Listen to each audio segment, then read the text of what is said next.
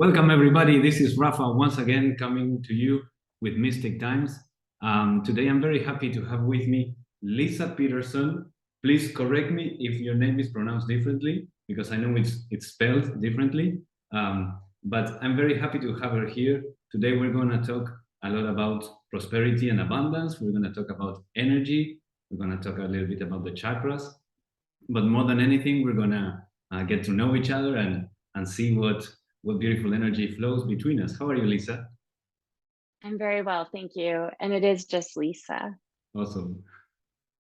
So you were just asking me where I'm located, and I was saying I'm here in Uruguay. And yeah, and how about you? I am in Sedona, Arizona right now. Oh, that's beautiful. Very mystical place, right? Yeah, definitely. I'm looking at Thunder Mountain and the Red Rocks, and it's a gorgeous day in paradise. Yeah, I can imagine. Is it kind of, I've never been, but is it kind of like very like a kind of desert place? It is an oasis in the deserts. Mm. So, if you go to Phoenix, it's the desert. But here we have juniper trees and lots of cactus and things like that, but trees. So there's a lot more beauty in the green and then the red rocks. And so it creates this really majestic feeling. Yeah, I know there's these like myths of secret cities and energetic cities inside the mountains with the ascended masters and people like that. Have you ever had any weird experiences around there?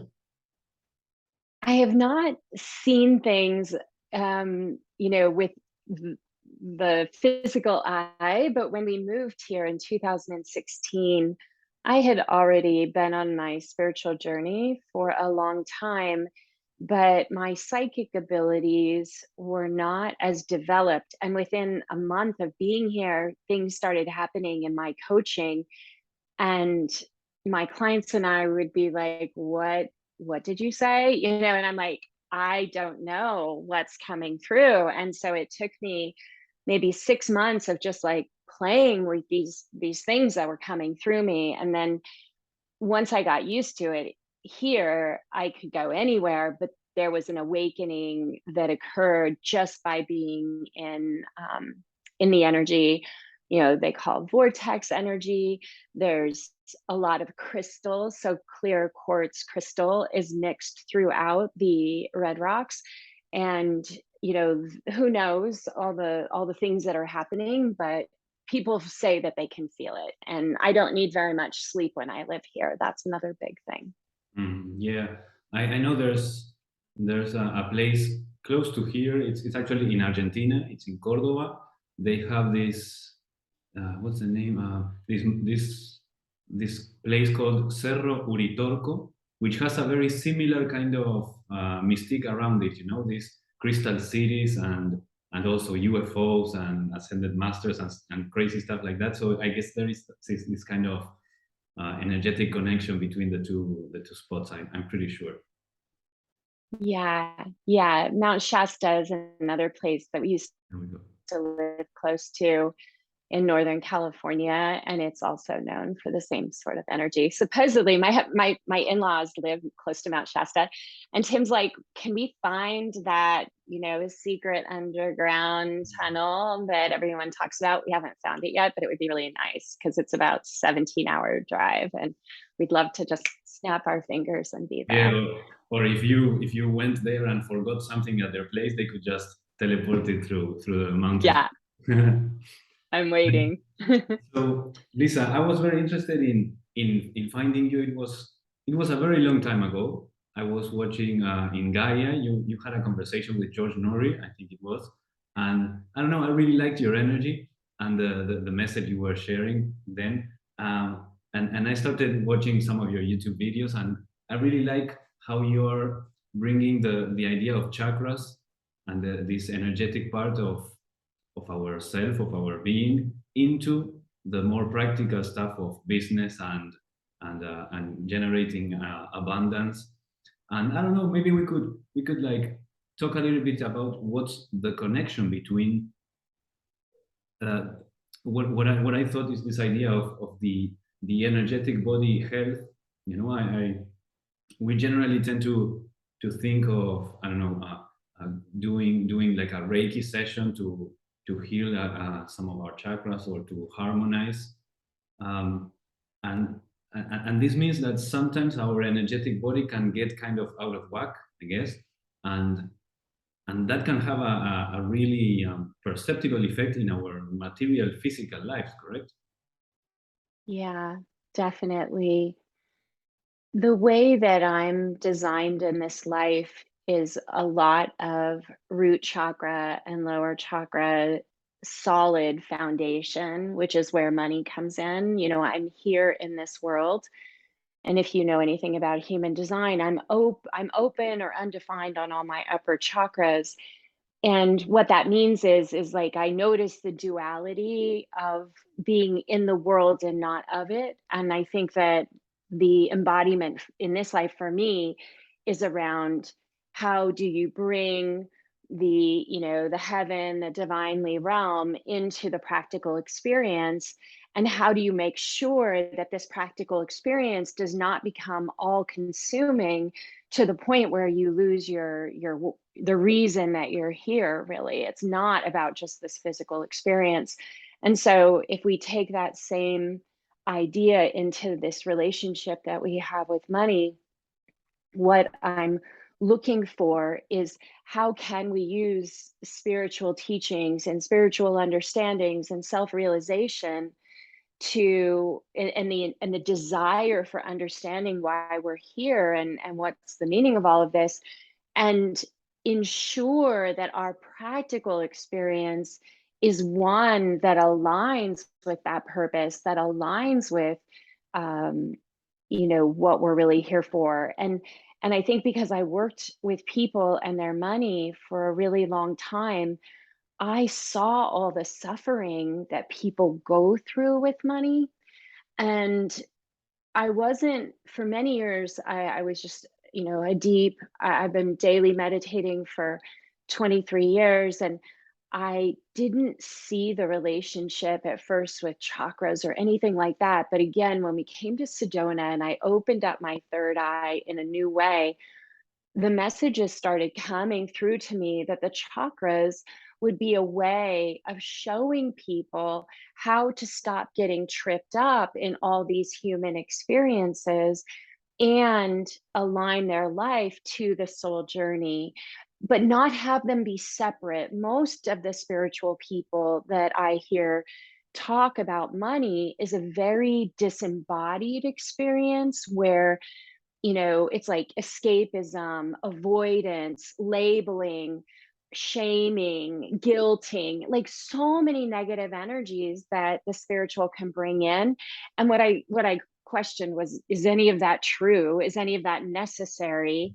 Could we not find a way that these actions that we have with money are coming from a place of forgiveness and unconditional love? Like, what would that look like? Mm. Yes, it's beautiful to start receiving those intuitive messages, you know, that start guiding you to share with others. And definitely there's so much suffering around money, like you were saying.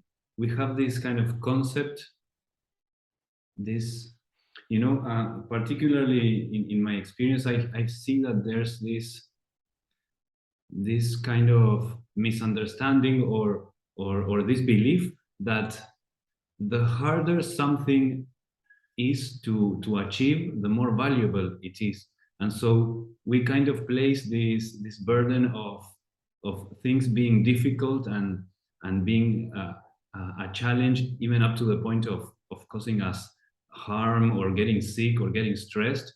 And that kind of feels like some sort of permission for us to say, okay, then since I've suffered enough, or since it's been hard enough, now I deserve whatever the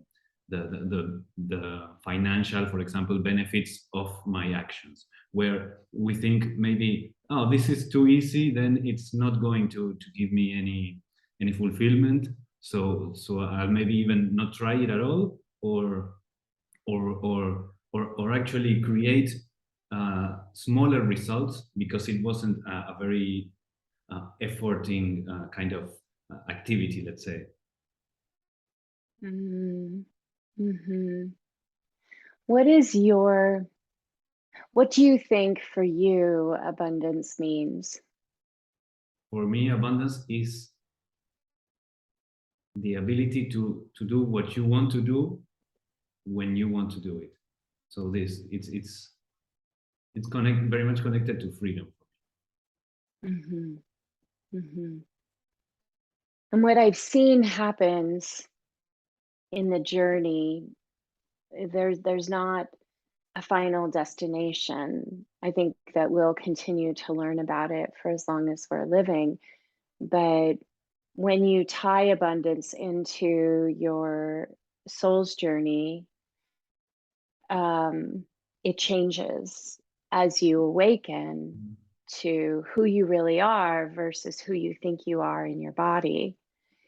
And so it's a good thing to ask ourselves, because whatever definition we're giving to abundance is a deep understanding of where we are in our life and what's important to us. What do we value most? And the fun thing about doing that, at least for me and maybe for other spiritual seekers, is the minute you own something, you actually let it go and it opens up to something new wanting to come out. So I think that, to me, abundance is an ever shape-shifting experience that ties into the things that we most value and prioritize and give our attention to in this life.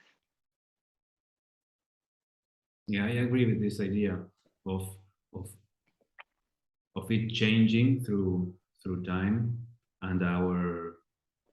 Yeah, I used to be very much stressed by reaching the destination, and there's this guy that channels. I think he channels the Arcturian Council, um, and I remember listening to one of the channelings, and they were pointing at exactly this thing of there is no destination. It's never like this place. So you set a goal, for example, and you reach this goal, and then when you reach that goal, something within you wants more. Not necessarily out of frustration or out of being unsatisfied with where you are, but exactly out of drive and out of that desire to expand. That is part of our nature as creator beings.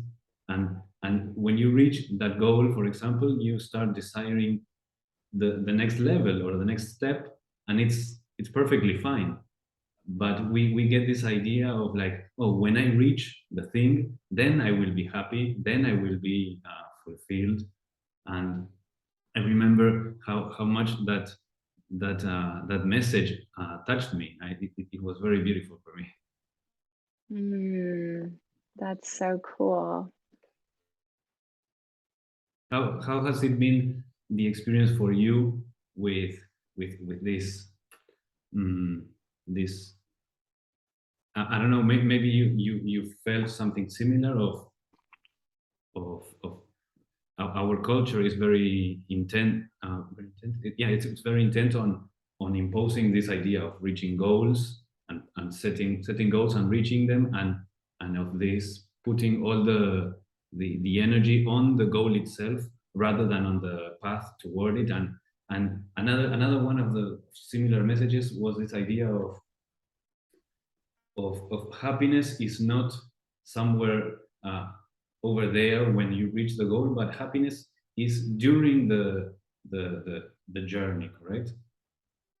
Mm-hmm.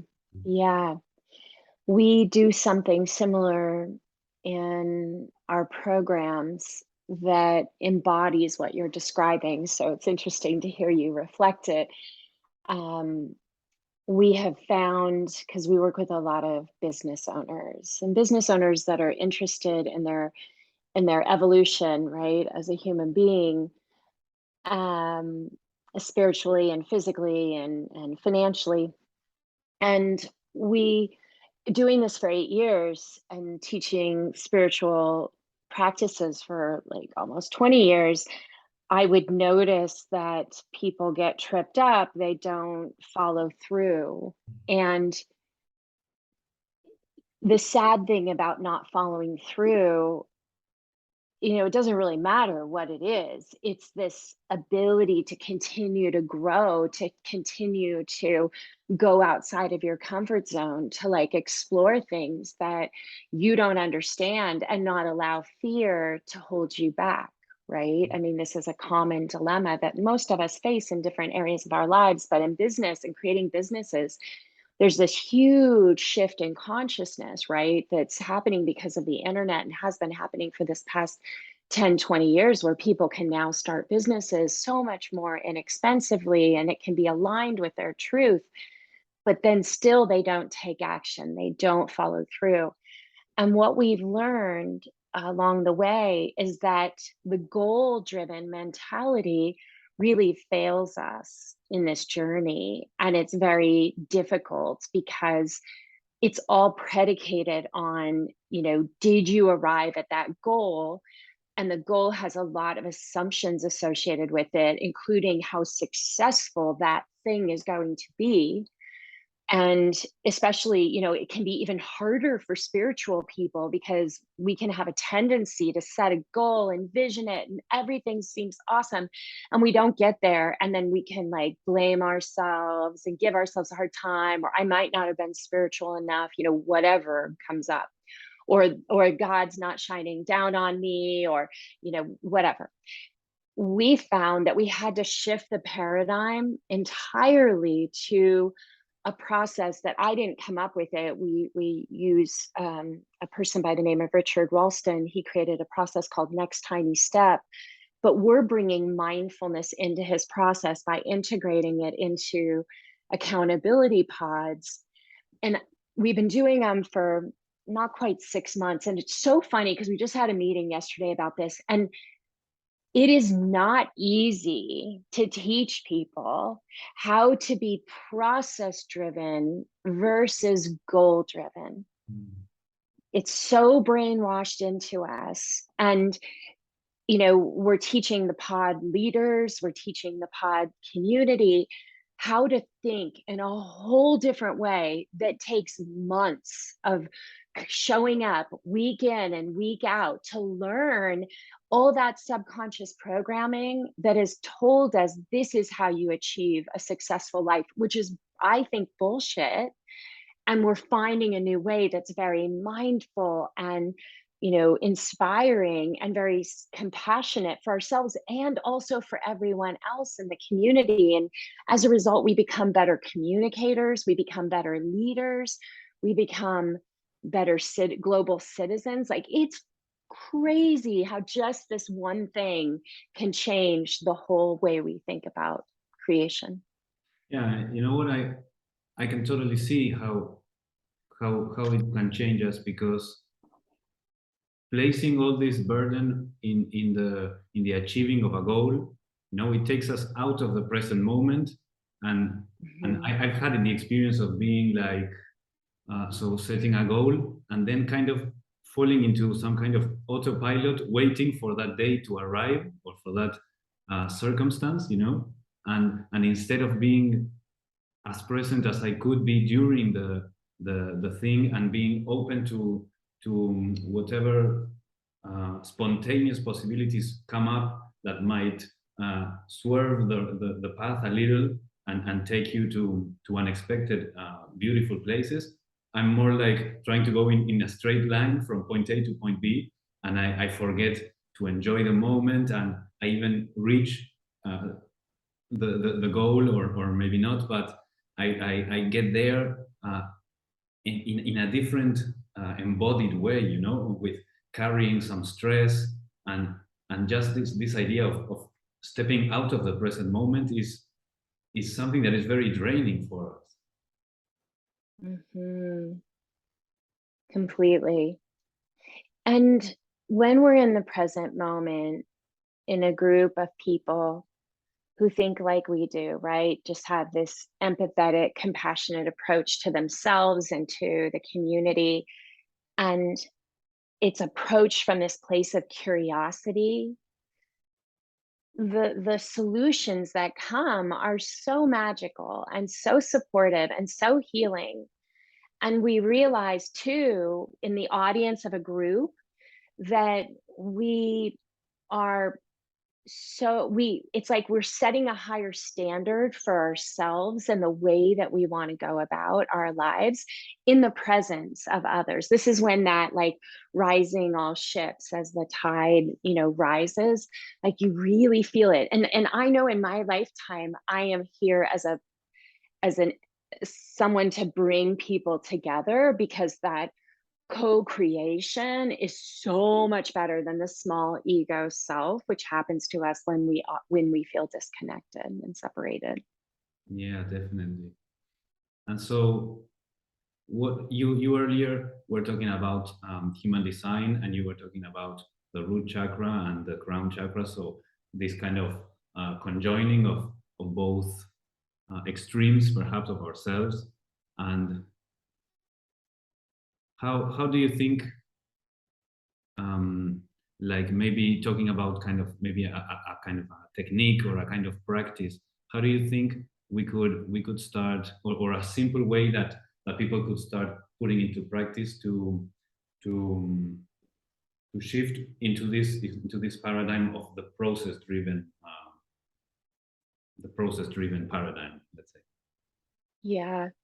One of the ways that I show people how to do this is through chakras and the mindful awareness of what's happening in each of those energy centers. And one of the things that we can give everybody is a link that they could get a meditation that they can download if you want to do that, because it's a repetitive process of looking at these energy centers to notice what is, balanced, flow, and what is outside of balance and blocked. Not that any chakras can never be fully blocked. Like when people say that, it's just, there's just things that are slowing it down, slowing the flow down. And so what I've noticed is that we are, when we were maturing, and this is what the chakras explore for us, is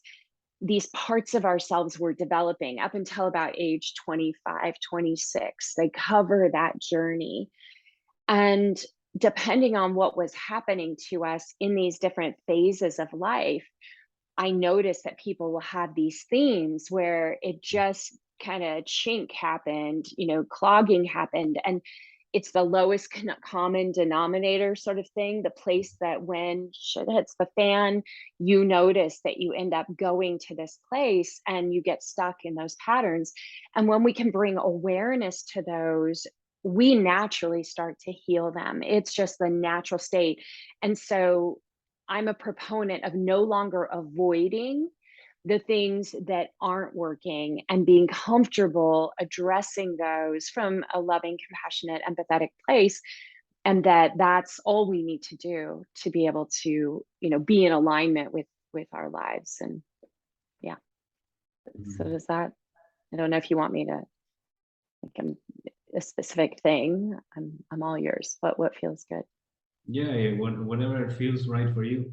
Let me just add something that I remember having this experience once of doing this root chakra meditation and getting this understanding that, or of something that you just mentioned, the clothes, that we many times, or at least in my journey, I've done like meditations to harmonize the different centers, and many times going intuitively and being like, okay, so I feel something maybe connected with my self love, so okay, I'll go with the heart chakra, etc.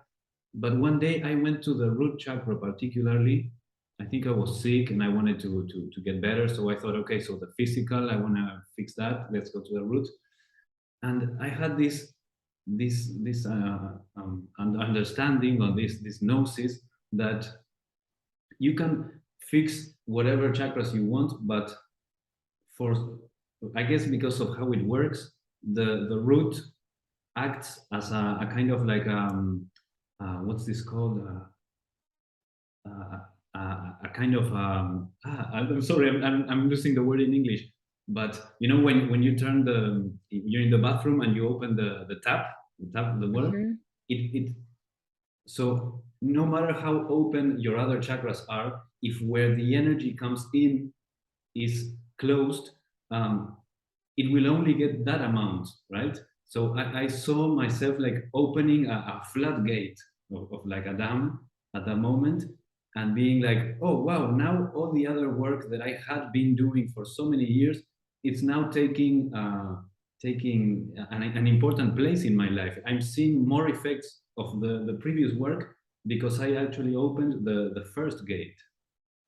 Yeah, so well said. I mean, even if you think of like the foundation of the Shiva Shakti energy, or the snakes rising up from the base and crossing each of the chakras, this this human body and the energy that we get from Mother Gaia in the food and the earth and all the elements, it's like the dirt that we return to when we leave and that we come from. And it's so so so powerful. So I love what you're sharing, because if we are not grounded in our body, we are missing out in in so many different ways that you wouldn't even be able to necessarily describe. But things like sexual pleasure, for example, like, if because the root is right there with the sacral and they go together and they're so tuned in, like, you're activating those energies that are part of the creation of life and this human body experience, not from a place of excess, but or lust, but from this place of like, this is my human body and I am activated from this state of awareness.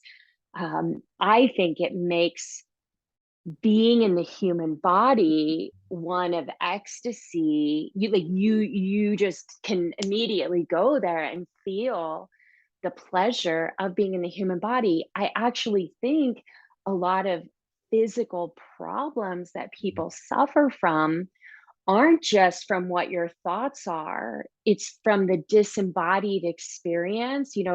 This is where I kind of struggle too with drug usage. I had a really plenty of drug usage in my youth, and I noticed that so much of drug usage is disembodied. And so if you do that, then I would want you also doing a lot of grounding practice, because you're missing out on what's happening in this physical experience and inviting it in with no avoidance. And pain, if we have a lot of pain, there is a disembodiment that happens. And again, it's the opposite of what you would think. You actually want to become more embodied if the physical pain is there, and it's scary and there's a lot of resistance. But obviously you've kind of touched into some of my root chakra energy here. I love that. Thank you for being so open. In some systems, there's this idea that drug use is connected to a wound or to some trauma in relationship with the mother, and it makes total sense with what you were just saying. This energetic um, clog in the root chakra, in the chakra that connects us to the physical, to the earth, to the mother Gaia, and and then I'm thinking on the other extreme we have the connection to the father with the I guess with the crown chakra, which connects us to the more ethereal part, and we kind of when there's pain in the physical body, at least for me, I tend to try to escape to the more ethereal realms, because they feel it's kind of sedative in a way, because you pull out from the body, but then again it's similar to that thing of placing a goal in the future and just setting the autopilot and and not being present for the experience. And for sure, this this idea of pain and even of emotions, sometimes they can be so overwhelming if we're not ready for them, or if we have certain beliefs around feeling our feelings. And I think you were pointing at something like the importance of actually feeling what we are feeling and going through the thing, rather than finding a way to escape it, or to numb it down, I guess. Yeah. And this is that thing that I like to be cognizant of, is even something like the power of positive thinking. There's merit to it because our thoughts and our beliefs inform our actions. And we do want to be mindful of, like, could we see this in a positive way? But if our response is to avoid the darkness and cover it up with positive, that's what we need to be mindful of, because that's not actually helping us in the long term. You know, what I think is so much more powerful, and I feel like this past 4 months for me, I mean, I've done all this work, you just continue to be blown away. You're like, this is huge. How did I miss this? So disappointment was one of these things that I had just not realized how hard I was avoiding being disappointed. And the reason I finally figured it out was it was showing up in shadows in my relationship with others. I didn't want them, my children or my husband, to be disappointed. And I didn't even realize, it was like, I'm not even letting people have their experience, because I'm like, well, what about this? Or how about that? And finally, when I got to the root of it and I saw, it was like I had not been willing to witness my own disappointment in life, be fully present to what does it mean to be disappointed. And what's so cool about shadows is once they come out, you within sometimes minutes, for me, I'm laughing at it. It's like the most scary thing that I couldn't feel. And just by being like, oh my gosh, I'm going to let myself sit in disappointment. I'm going to revel it. I'm going to bathe in it. I'm going to not push it away. I'm going to be here and notice my life. And what does it look like, Leisa, living her life in avoidance of disappointment? What does that look like? And when I look at it, I'm like, oh, I feel so much compassion for her. And, this is like my pure soul awareness looking at Leisa and this human experience. And it's like, oh, girlfriend, I understand your life has had a lot of disappointment. But all of a sudden I'm like, but I'm okay with it. I've done pretty well, gotten by. The most annoying part of this is the projection that I'm putting on the rest of the world and on myself, that it's not okay to feel disappointed. And that's ridiculous. And in the discovery, the healing comes naturally. And all of a sudden, it's like I get to talk about it and share it here. And I get to laugh at myself when I still fall back into old patterns, but it's not coming up in my relationships anymore. And to me, that's a huge, huge, beautiful thing that only deepens the intimacy that I have with the rest of the world. Yeah. Yeah, when you're able to see these things, you expand. You become more of who you are. We were repressing an aspect of ourselves, like, for example, maybe using this example you were just giving, you maybe were repressing the possibility of disappointment. You were like maybe saying, disappointment is a mistake that God created, let's say. So I'm going to avoid that. I'm going to push that aside and live in this imaginary world where disappointment not only doesn't exist but doesn't have a place. It's forbidden from here. It's censored. I'm censoring disappointment, and so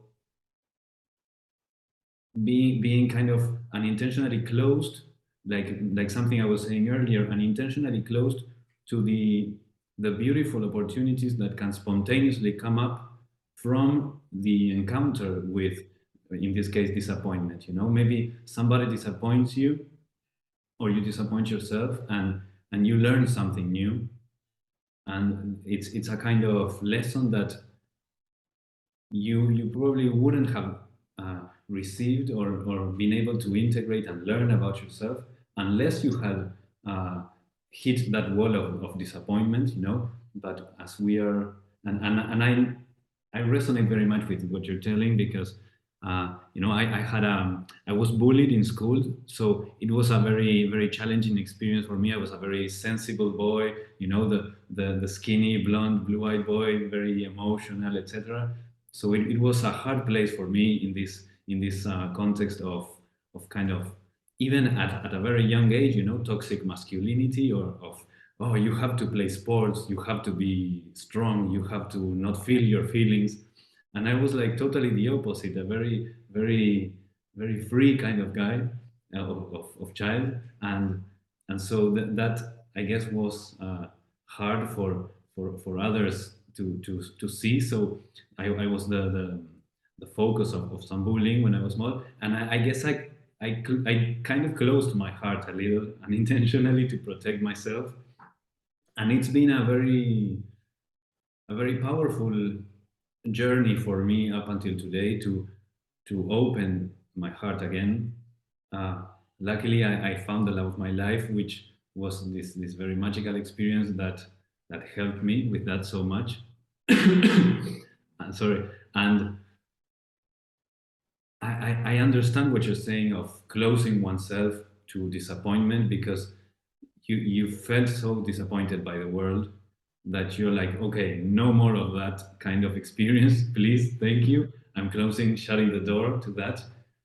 But then again, with what you're saying, you're making me reflect of how much I might have been missing throughout life, and how much I may be still missing, because even though I do believe we can heal ourselves and we can completely heal ourselves, I understand there's also this process aspect. And like in this process driven business idea that you were talking before, there is a goal, but there is also a process. And it's okay to be in whatever point of that process you are, and to understand that even though we've healed so much, there might still be stuff to heal. And it's not that you're doing anything wrong, it's that you are at whatever point of this process you are, and being able to, like you say, sit in the thing, sit in the present moment, and accept whatever is moving through you right now, is exactly the step that you need to be taking today. It's not that the step you gotta take is wrong because it's not the next step. No, it's correct because it's the present step, I guess. Mm, so good. I Mm. love that. I love to hear when people are integrating um, an experience through spoken word, like you are in this moment. This, this, when you said, like, I closed my heart to protect myself, you know, I think that's a really big part of the human journey, and we're doing it in different ways. And I've found so much joy in the journey by noticing all those places where I had closed down to protect myself. And probably I'm a teacher of it now because there was so many opportunities like you, if we come in really sensitive. And then for me, lots of trauma and growing up too fast and having to be sort of the adult for my parents and my brother. And it, I think it was just a very young energy of like, if I allow myself to be disappointed, I'll die. Mm. I would die. And so that belief system had to stay as long as it needed to stay until I could stand on my own 2 feet without that crutch believing that that crutch was keeping me safe. And I'm 55 years old. And I mean, it's like, oof, the idea that I didn't feel safe in this human experience, safe enough to look at that until, this year. And thank goodness, it came, because I'm so, so grateful, that I just kept showing up for myself again and again and again, not knowing that there was more logically, because the ego is out there going, "You got this. You're teaching all these people, blah, blah, blah, blah, blah." But like your soul knows that you're still carrying some things that are preventing you from being whole. And that, I love that analogy of like standing on your own 2 feet, this being in the world and not of it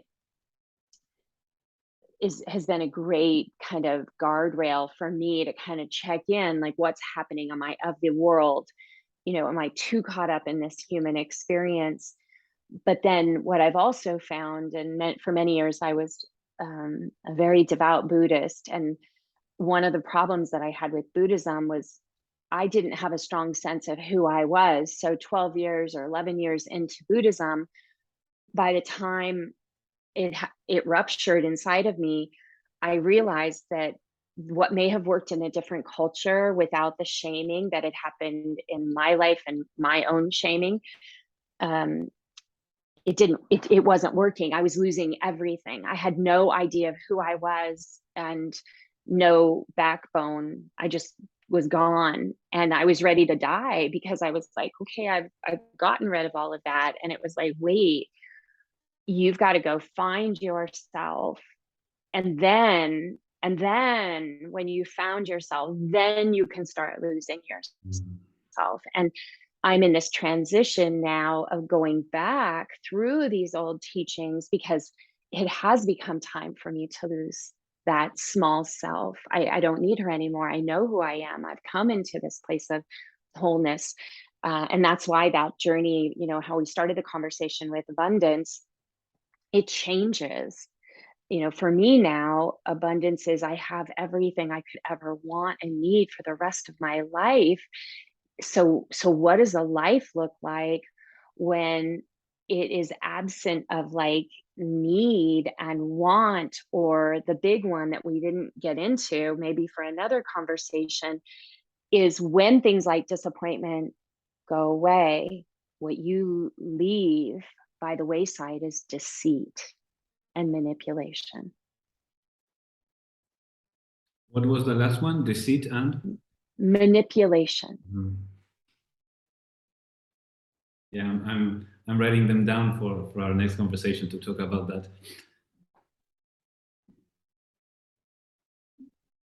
You Small self. You froze there for a moment. Could you repeat? Yeah. My connection is unstable. You always laugh because not everybody's ready for this. So if that was a pause for everyone to be like, oh shit, what is she about to say? Even the computer froze. Yes, this happens all the time. When we just admit to ourselves that we are manipulative little shits, we are incredibly free. And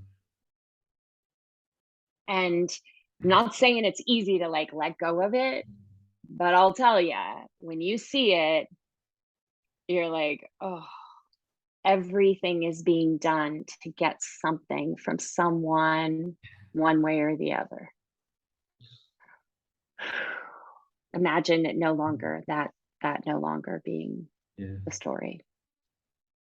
Yeah, I want to point out a few things from what you said. Let me start with this last part, the manipulation.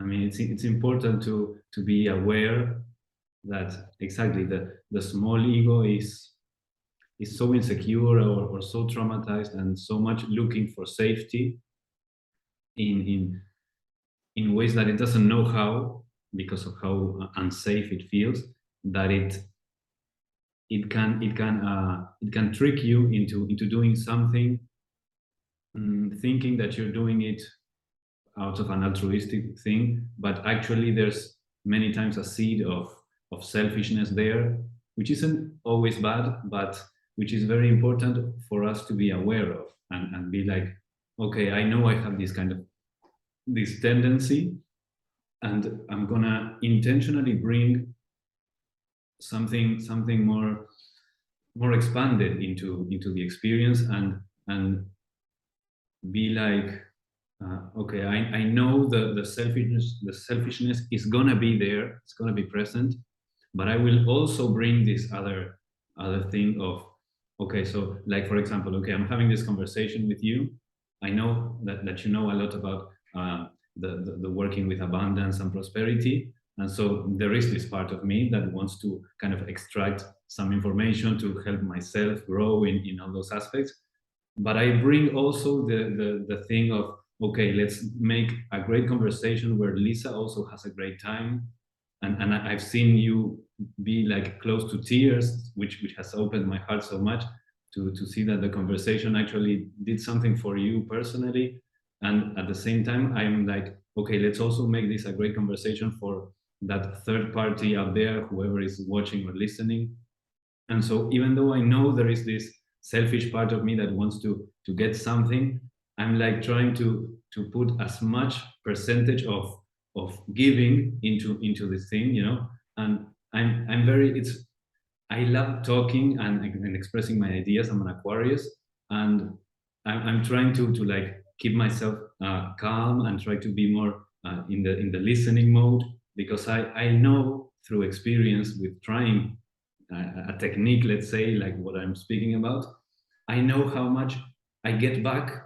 You know, it's like the more you let it go, the more you get. And that is one of the beautiful paradoxes of life, you know, how letting go helps us receive. And the other thing I wanted to say is how beautiful it is that you were sharing this acceptance, and it's a beautiful example that you're giving, you know, when we have we've healed so much, or we understand how much we've healed, but at the same time we recognize how much more there still is, and how that is okay, you know.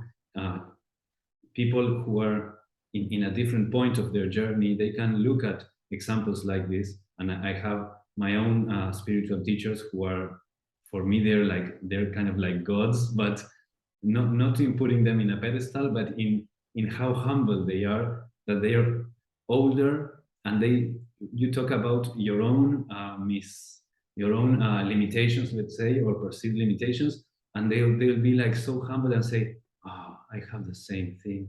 But before, you're with them, and they're like always constantly being an example of how impeccable they are, you know. But still within them, they are aware that they still have stuff to work. And you sharing your own experience of still seeing stuff that's still coming up, I think that can be very inspiring for people. So I wanted to point out those two things. Thank you so much. Should we give the resource before we finish up? Yeah, sure. Yeah.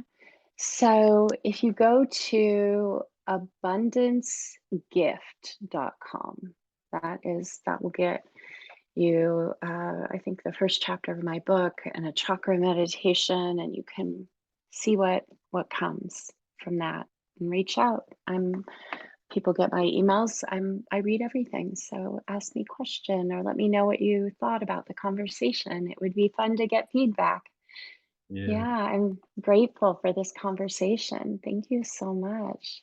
Thank you, Lisa. I'm also very, very grateful and honored, privileged, and etc. of having had this great opportunity to meet you and to connect from heart to heart, and also to learn so much. And so abundancegift.com, correct? And Yep. I'll put a link to that in the description below the video. I want to thank everybody for joining us. I want to thank you, Lisa, for your time. And so if you guys wanna get in contact with me, you can find me on Instagram at @atmanrafa, I also welcome everybody. If you would like to join the Patreon, it's patreon.com/Rafa Martinelli, my name. And yeah, I'm very happy to share these kinds of conversations. And I hope to see you again very soon, Lisa. Thank you so much for your time, and we'll stay in touch, all right? Sounds good. Awesome. Have a Bye-bye. great day. Bye. Bye.